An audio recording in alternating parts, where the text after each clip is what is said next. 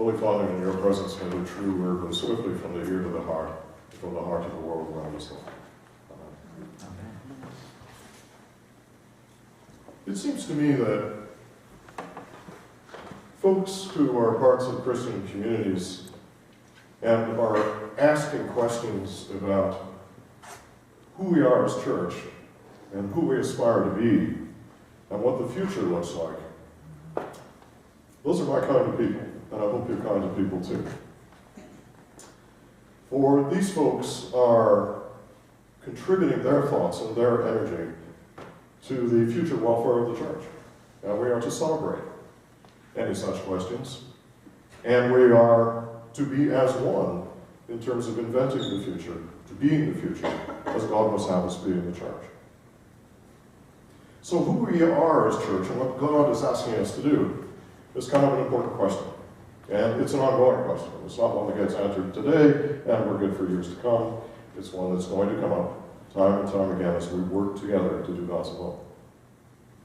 So we all, I think, in our own way, ask these kinds of questions. It's a thought in the back of our minds, however prominent or perhaps small. And in many ways, these questions are generated by a collective realization that, as someone said last Sunday when talking about, actually, Lisa, it was your sermon, last Sunday when you were talking about Dorothy and Wizard of Oz, there's that wonderful phrase that says, "Toto, we're not in Kansas anymore." However true that is. Social structures around us are changing. Even the way that people communicate are changing. And although not all of us may be into Twittering and Facebooking and Pinteresting and whatever else in the way of social media, we recognize that these changes are occurring around us.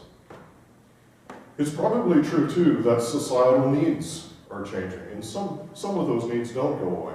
Basic issues of food, a warm place to be, health, security, a sense of well-being, those things don't go away. Well, social issues are becoming more complex. And those of you whom I celebrate asking those questions about who are we to be as church are plugged into, I hope, those questions and those needs. During Matthew's time, Matthew's gospel was written probably just a few years after the Roman destruction of the Second Temple of Jerusalem in AD 70. This was a time of significant social tension and unrest. The Jewish people had seen the indestructible temple, God's house, razed to the ground. The Pharisees, the colored, the privileged, had been dispersed for fear of their lives. And it must have been a time of great soul searching and wondering about what the future of the Jewish community was going to look like. So there were many questions in the air about what it meant to be Jewish and what it meant to be a member of this community. And not everybody was in agreement in terms of how things should unfold. Most of you will have heard of the Qumran scrolls, the Dead Sea Scrolls. They were gathered by a community, the Essenes, who saw a future for the Jewish community as one involving absolute literal obedience of the law as written in the Torah. That was there, and in order to do that, they separated themselves from the main body of the Jewish community and actually went to the caves of Qumran and lived there. But there are other portions, if you like, other subsets of the Jewish community who saw it differently and who gathered in communities in different ways. In some ways, we're in a similar kind of situation to Matthew's gospel as it was written in the first century. This is a time of significant change for many, if not all, Christian communities and churches. And because we're asking the question in the face of that change, this is not something that we are to shy away from or feel at all defensive about. There are changes, and in the midst of these changes, there are wonderful opportunities if we would just keep an ear to God's will, to listen for it. But it is true that many of the values and the practices of previous generations are being called into question, and in some cases left behind. Some congregations are getting smaller. Some aren't. Some are losing their sense of influence in the society around them. perhaps a sense of influence that they enjoyed just a generation ago, within our generation. So what does it mean to be disciples of Jesus in the middle of this setting of change? And how are we to live and thrive in the midst of rapid social evolution, including evolution of our faith communities? Today's gospel message gives us two super symbols, both of which that I think relate to this question. One of those symbols is salt, and the other question is light. The other symbol, rather, is light.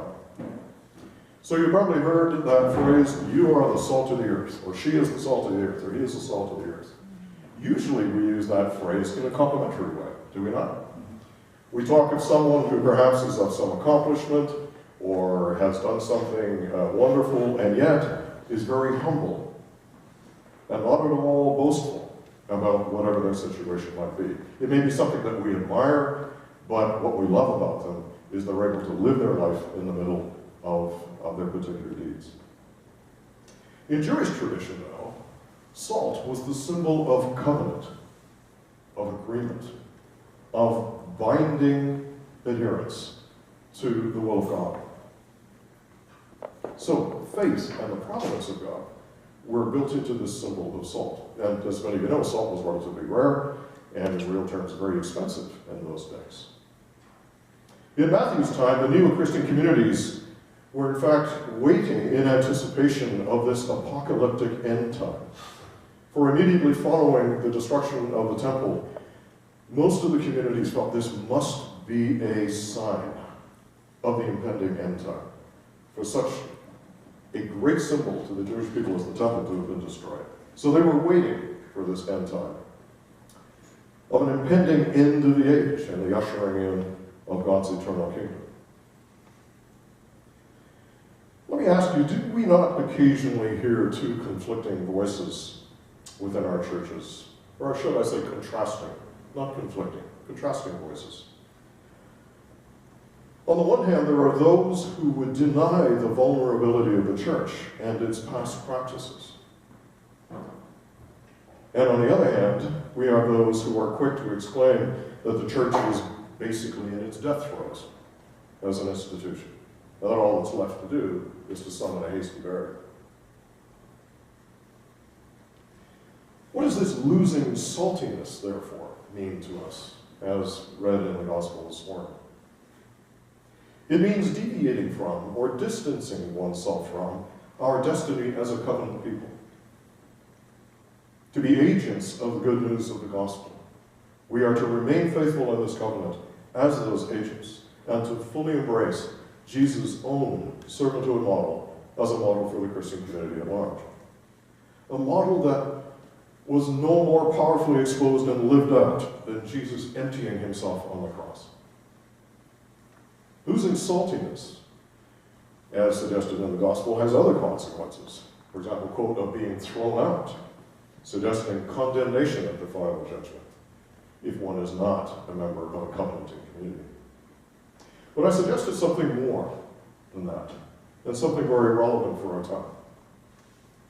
It means those who would not practice an authentic faith will experience a diminished quality of life. But those who will live in the covenant and will live a life of faith will find the peace and the joy that Christ alone can offer. Being a covenant people also means being part of this second symbol in the gospel today, and that is being a light. What Jesus is doing in the gospel here is staring us squarely in the eye and saying, you are the light of the world. And earlier, when he says, you are the salt of the earth, he says that in the context of the covenant. And together what he's saying is, you are my people, and you are the agents of the gospel. And your role, to be a covenant person, your role is to take that light into the world. So this is a description of our mandate as a Christian community, to be a light to all peoples in our communities, today, tomorrow, not just people who are necessarily inside the church on a Sunday morning, regardless of that, regardless, frankly, of their faith background. We are to be a light to all people. And by staring us in the eye, Jesus is also inviting us through that same process to reflect on who we are. He knows who we are. What he wants to know is, do we know who we are? To what extent are we prepared to be the conduits of love and grace to the community that he asks us to be? To what extent do we segregate church from daily life so as not to confront our individual failings in light of Jesus' challenge to live fully a servanthood ministry directed to others? We all fail in that vocation, all of us. But can we confront it? As Rick said last week, or the week before, can you bear the news? Do we see new challenges in the light of new opportunities? Or do we tend to cling to old values and behaviors as though the past was in some way self-justifying? And what about this symbol of light? Well, what is light for but to illuminate? Right?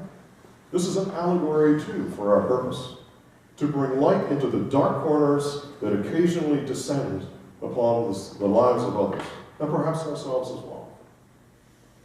Here Jesus reminds us that even a tiny solitary lamp of the sort that might have burned in a house in first century Jerusalem can give light to all of the house.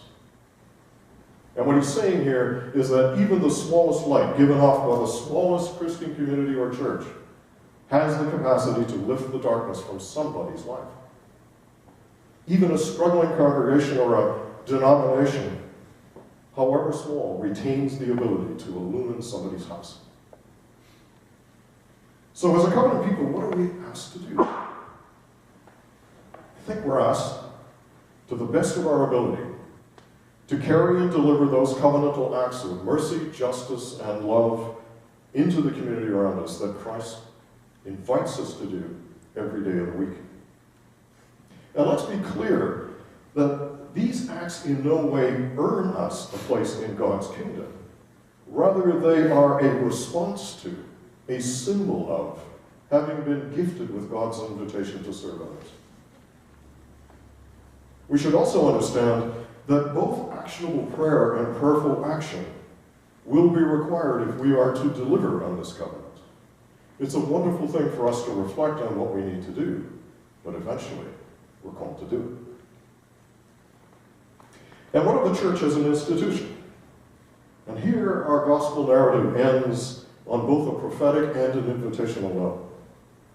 We're reminded that as disciples of Christ, we are an extension of God's covenant with the future as our playground. We have the laws, we have the covenant, but we have the future to engage. We are invited to reevaluate those things that have perhaps become normative, but become in some way unproductive in church life. We are beckoned to discard all of the telltale signs of bunker Christianity. When the world around us thirsts for a fresh perspective of the gospel message of love and redemption, whatever it takes to deliver into that request and that requirement, we are called to do. We're invited to rediscover and deliver on this covenant by finding ourselves in service to others. And I hope that doesn't sound inverted. You will find the peace, you will find the love reflected in others. And finally, and perhaps most of all, we're invited to rediscover the full meaning of the greatest act of submission, love, and self-giving ever known: to be crucified.